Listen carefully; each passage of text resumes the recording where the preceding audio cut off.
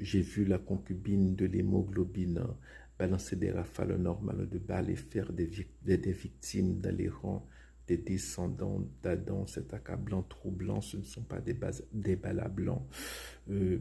Ici, ce que cela décrit, ce sont les pratiques politiques des années 90. C'est que dans les années 90, les hommes politiques, eh bien, ils n'hésitaient pas à tirer sur leur propre population à hauteur d'homme, que ce soit en Afrique, en Amérique centrale, du Sud.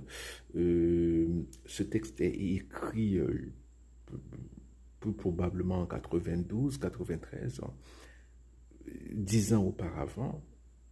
Monseigneur Romero, au Salvador, est assassiné en pleine messe. Voilà, c'est pour vous dire.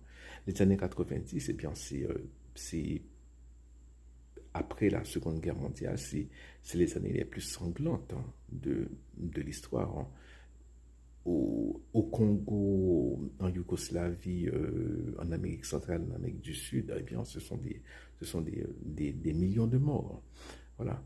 Et ce que cela montre la facette brutale du politique, de la politique, alors que dans la vidéo précédente, nous avons vu la facette plutôt séductrice. Il vous dit les délocalisations vont vous faire perdre votre travail, mais les retombées seront positives pour votre pouvoir d'achat. Voilà. Et c'est bon. Il y a une autre line de Solar que j'aime bien. J'ai vu la concubine de l'hémoglobine se faire belle comme les voûtes de la chapelle Sistine.